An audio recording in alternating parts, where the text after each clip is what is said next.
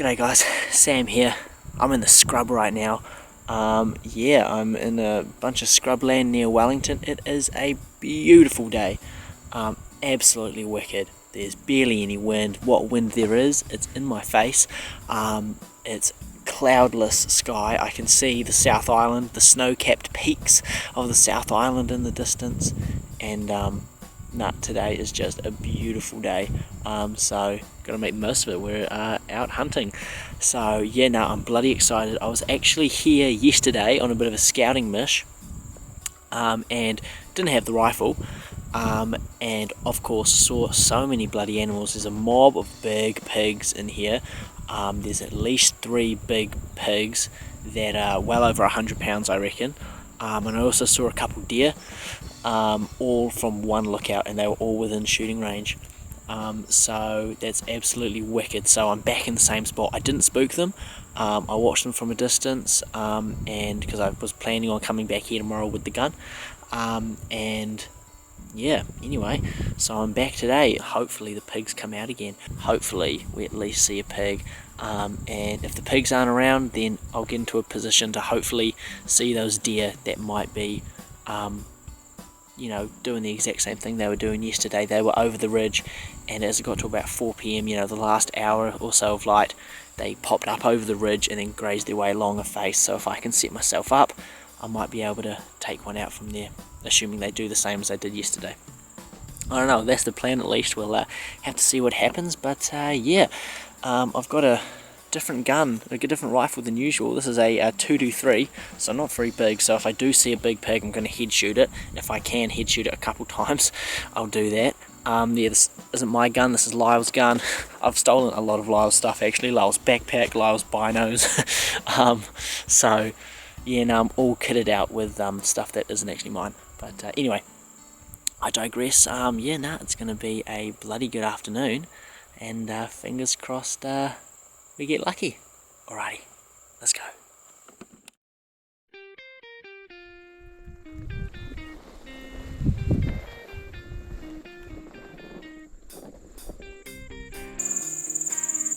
Oh, goats. Just raise my binos up and boom, couple goats just across the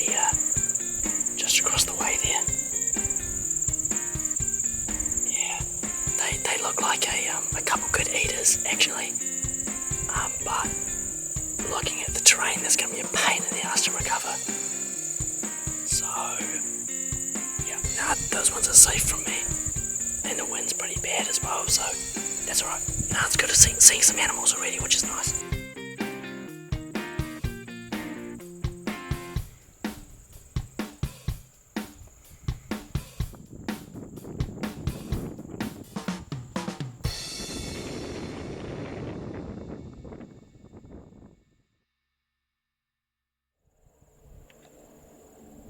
Wow, would you look at that? 2 bloody deer. A fellow buck and a doe. That's wicked. Unfortunately, they are a bit far out of reach.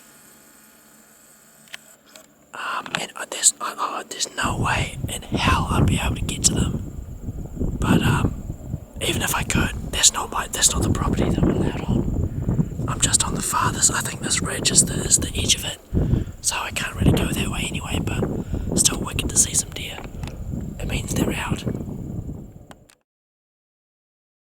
G'day guys, voiceover Sam here. While I'm busy there scouting around looking for something to shoot, I just wanted to do a little bit of a time jump to 2 days later where I didn't do much filming, but I actually went back into the area with a 17 HMR fitted with a scope cam thing from One Leaf. Now this thing just kind of clips onto a scope and records everything in there, and it does night vision and stuff too. I've done a video on it.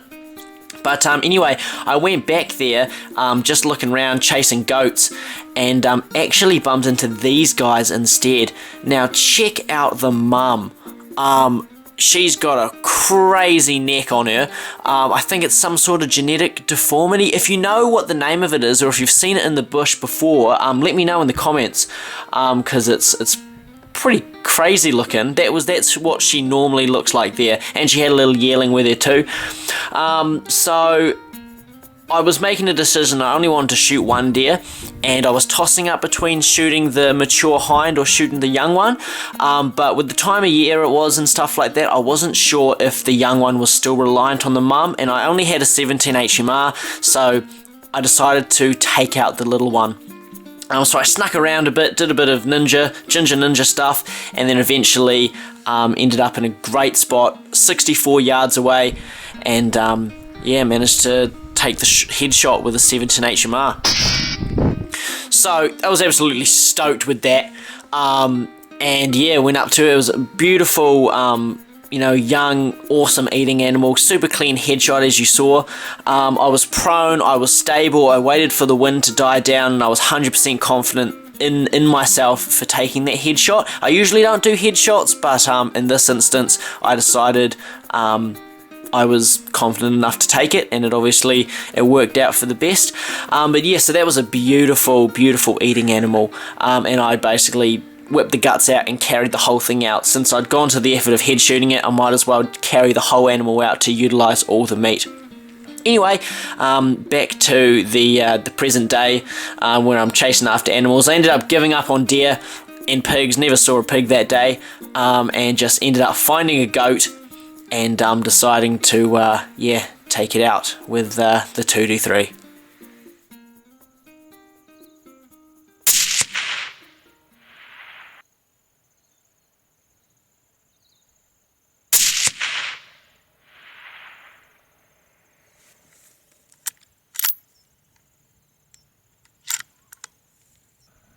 Those fellas have no idea what just happened. Pretty sure I got that one. I got a good thump, and I'm pretty sure I saw her fall down, so now wicked. Well, it's not exactly the target species.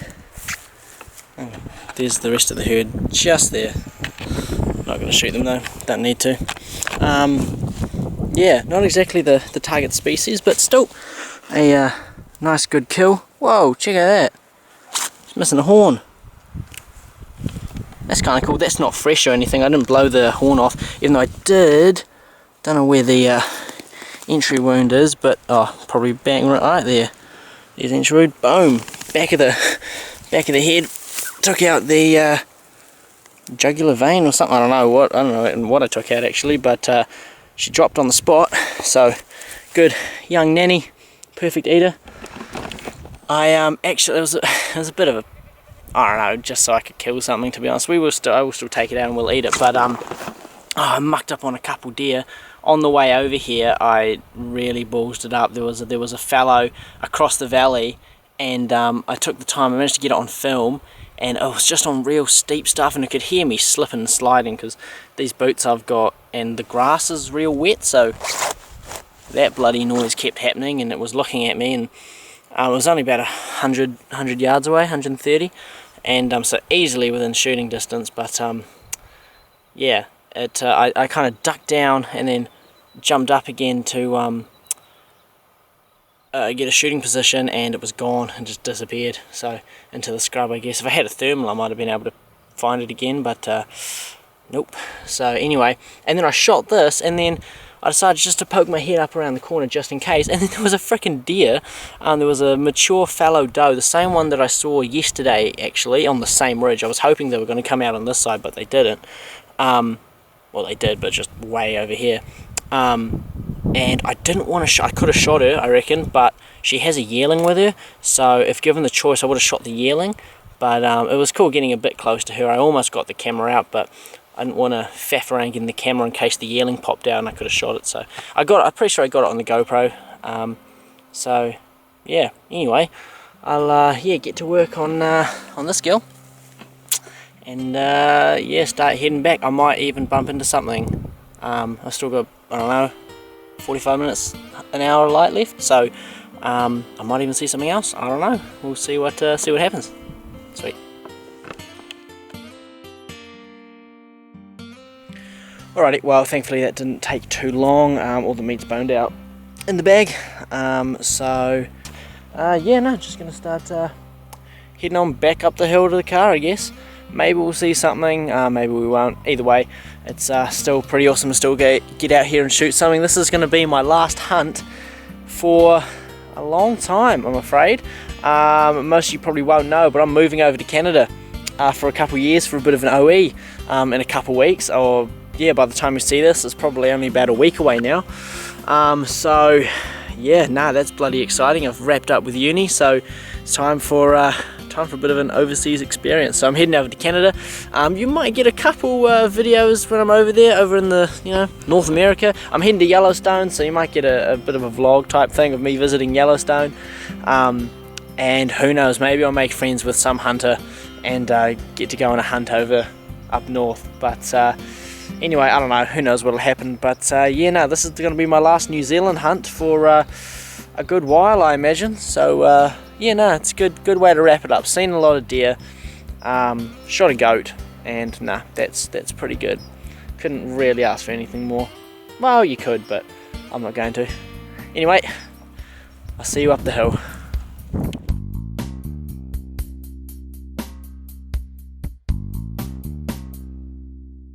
Alrighty guys, I'm almost at the top of the hill.